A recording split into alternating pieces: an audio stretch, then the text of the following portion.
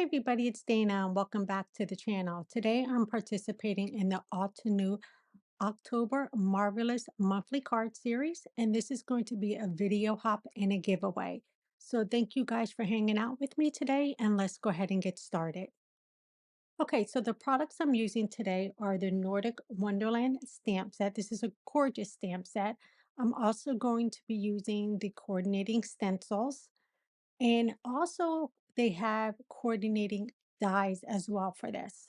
I'm going to just be using the border die, and we also have the 3D embossing folder, which I absolutely love. Now, I didn't get a chance to play with the cut tulips hot foil plate or stencil, but I hope to be sharing a card with that soon. All right, so let's go ahead and start making the card. So for my colors, I'm going to be picking out a couple shades of green, as well as a couple of shades of pink and yellow. Now you can use whatever colors you like. I will be sure to list these colors below. But anytime you're struggling on getting colors to match, I always like to use a light and a dark of that same color palette, and that kind of makes my card seamless. I am going to be using some smaller blending brushes as well. Now, like I said, all products will be linked below in case you guys want to see the colors and shop the list. All right, so what I want to show you in these stamp sets from Altenew, they give you this great coloring guide. Not only is it a great coloring guide, but it's also great for inspiration.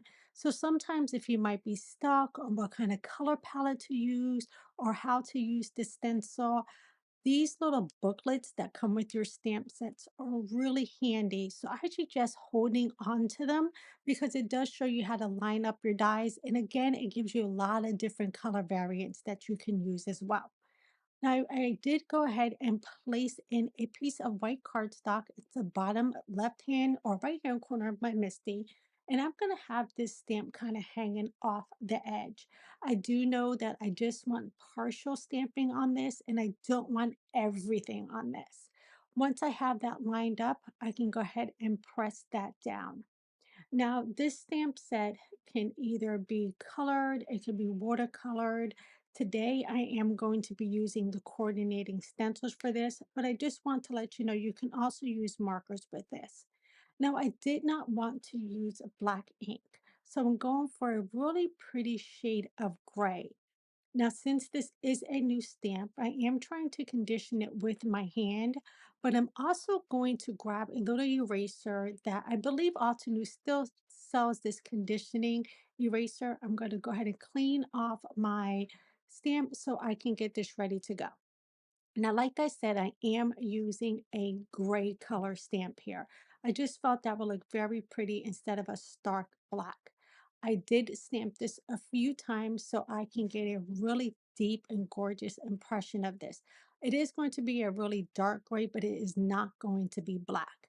Now, if you are new here to my channel, thank you so much for hanging out with me. And if you're new, feel free to subscribe and hit that bell so you don't miss a thing. Now, like I said, I did stamp this about 3 times just so I can make sure that I got every inch of this covered. Now, once all the stamping was done, you can really see how beautiful that design is, even though it's in a lighter shade than black. So keep that in mind sometimes. If you're wanting to stamp something and you don't want the line to be really, really harsh, change up your inks. Take it to a light gray. Even though I stamped this a few times and it does look dark, once we put it to the cardstock, you're going to see it is not black. And plus, it's a fun way to kind of get out of just using black ink.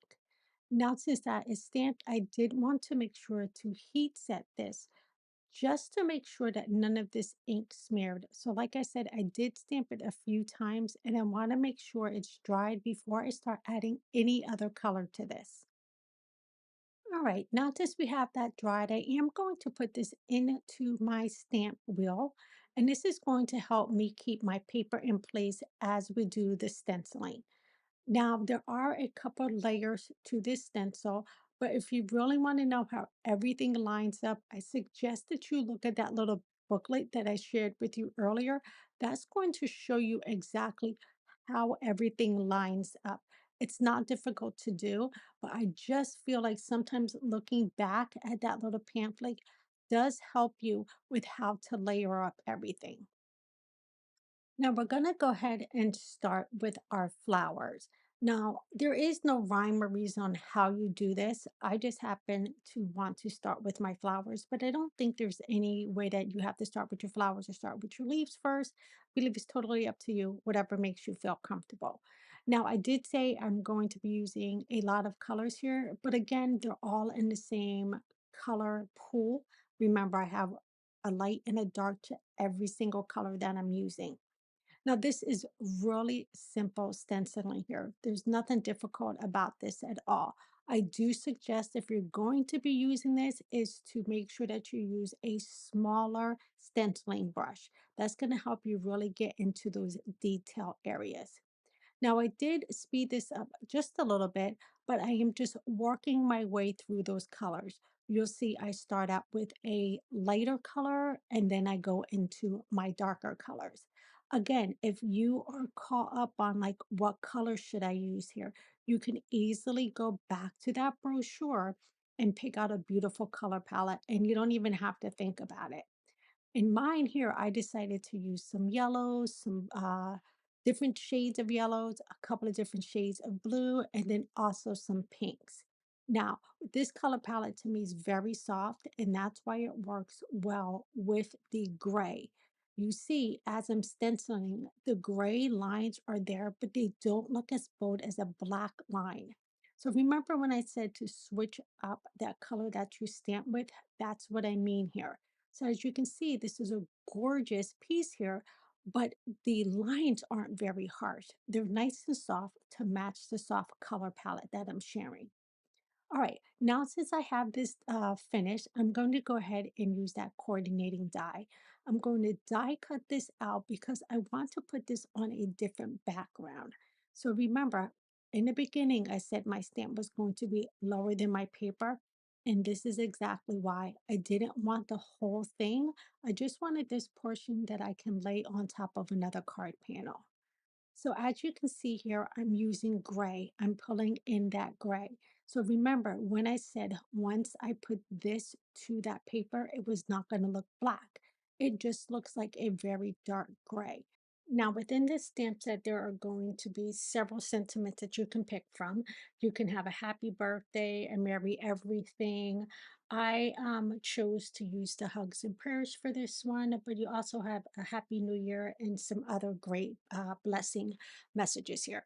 Now, for my sentiment, I did want to keep this sentiment white, so I am going to heat emboss it. Now, you guys have probably seen me mention this in any of my videos before. I do like to stamp in white pigment ink and then heat emboss in white pigment powder. That just allows me to have like a really crisp white sentiment. Now you can also do this if you have regular like Versamark and then use the white embossing powder. For me, this just works a little bit better. Now I can go ahead and sprinkle on my white embossing powder. And when you're using the pigment ink is going to stay wet longer. So that's going to afford you the opportunity to go ahead and sprinkle on that powder. And then all I can do is tap off the excess, but you can already see how nice and bright my sentiment is without even heat setting it yet. I am just going to pour a little bit back on just to make sure I have everything covered, and then I can go ahead and heat set this. Now, once this is heat set, you're really going to be able to see how white that sentiment is. That's just my little tip for today, but I really like how I use the white on the white to just make a really, really crisp sentiment. Now we have our base done, and now we're going to pull back in that colored stencil piece that we did from earlier, and we can put this onto the bottom of this card. Now, once I get this glued down, I can go ahead and put this onto a card base. But I also want to show you another way that you can use this stamp set and get a very similar look, but without having to use the stencil. So I'm going to have that for you next. First, I just want to go ahead and hold this down and look how pretty that gray ink looks with that gray paper. Remember, this gives it a little bit more of a softer look by using the gray ink instead of the black ink. And how all I need to do now is just to place this down onto a white card base. Now you can make these cards in as many colors as your heart can think of. I just chose I wanted to have this a little bit softer because it is a purse and hugs card. I didn't want it to be too vibrant. And using those gray shades and those more muted color palettes, I was able to achieve that look. So this is one of the cards we have. Now let's go ahead and start getting into the second card. Now this one is a lot simpler and it's really, really easy to do. And it lets me pull in that embossing folder that I spoke about earlier. Now for this card, I did decide to stay with the gray tones. So I left my stamp exactly where it was, and I'm going to pull back in that gray paper. Now, this is a great way to make like a gift set of cards if you keep the color palettes consistent. So on this one, I am going to do a little bit of heat embossing, and I'm going to pull in some gold with this. So the first thing I want to do is use some Versamark ink.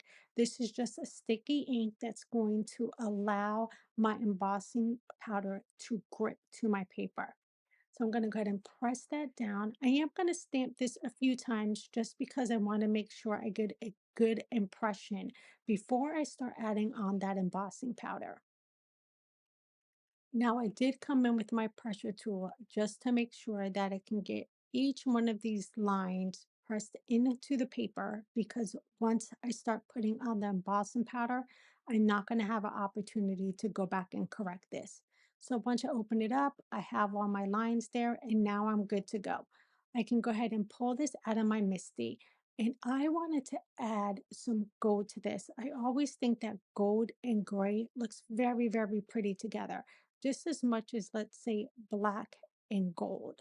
But this way, the gray again gives it a little bit softer color than the black. All I have to do at this point is sprinkle on my embossing powder and what the biggest tip I can give you when doing your embossing is to make sure your heat gun is really, really hot. Now, I already have my heat gun plugged up off to the side and it's been running for a little while. I went ahead and I turned it off, but now I know when I bring this to my cardstock, that heat tool is going to be nice and hot. And that's going to help me with two things. It's going to help me emboss this quicker, it's going to help the embossing powder dry quicker. And it's also going to help me not to bow my paper too much. So just keep that in mind. I am being very generous here with the embossing powder because I want to make sure that I have it everywhere before I close up this container. Now that my heat gun is nice and hot, you will be able to see just how quickly I can start melting that embossing powder. And look how gorgeous it looks on this gray. Again, gray is the perfect alternative to black. So if you need to do a softer card, go ahead and switch your paper up to gray. And this just gives it a nice look. It also shows a little bit of elegance in it, but it's not very striking. I think I might be adding a little bit more gray even into my holiday cards this year. All right, I love watching embossing powder melt. I think it's so pretty. And like I said, look how gorgeous this gold looks on this gray. It is so pretty. All right, now we can go ahead and finish up this card. I want to go and pull in that embossing folder. So what I'm going to do is I'm going to line up my design within the embossing folder. And it's really easy to do because all I'm going to do is place my paper in there and then line up that embossing folder right over what I just heat embossed. It's very simple to do. All you have to do is make sure that your leaves and everything match up. And then I'm going to run this through my die cutting machine. Now, make sure you know to sandwich to your die cutting machine. I'm using a Spellbinders one. So once I run this through, I'm going to get that nice impressed, embossed look into my card. And it looks so pretty. Now I can go back in and grab that coordinating stencil. Now, what I like about these little sets by Altenew of having the die, the embossing folder, the stencil, the stamp set, everything works seamlessly together. Now I want to go ahead and trim this down just a bit to put this onto a regular uh, A2 card base. Just like I did the other card, I trimmed down a little bit because I do want to put this onto a card base. All right, now since I have that trimmed down, I can go ahead and grab a white card base. So I'm really just kind of doing the opposite of what I had earlier, but now you can really see the embossed look of this one instead of using the stencil. I will go ahead and place a sentiment, just like I did my other card, right up there in the corner. And I'm going to go ahead and heat set this in the coordinating gold that I used on the gray. Now, this stamp set is perfect to make those gift box cards. Like I said, you can use several of the sentiment to make totally different cards. So for this one here, I made a happy birthday, and the other one, I had the prayers and hugs. So this is a very versatile stamp set with using just the full image from this set with the coordinating stencil and the coordinating embossing folder. It works out perfectly. Now I can add this piece to the bottom of this white card base. Just go ahead and line it up at the bottom. And now we have two beautiful cards using the Altenew Nordic Wonderland stamp set. Look how gorgeous this is. So we have a very elegant birthday card here. And then we have that really soft one that has the prayers and hugs. Again, a very, very versatile stamp set. And I hope I've inspired you guys. Don't forget to comment and make sure to visit along the hop for your chances to win. And you can also find me here on all my social media links. Until next time, everybody, bye bye and have a great day.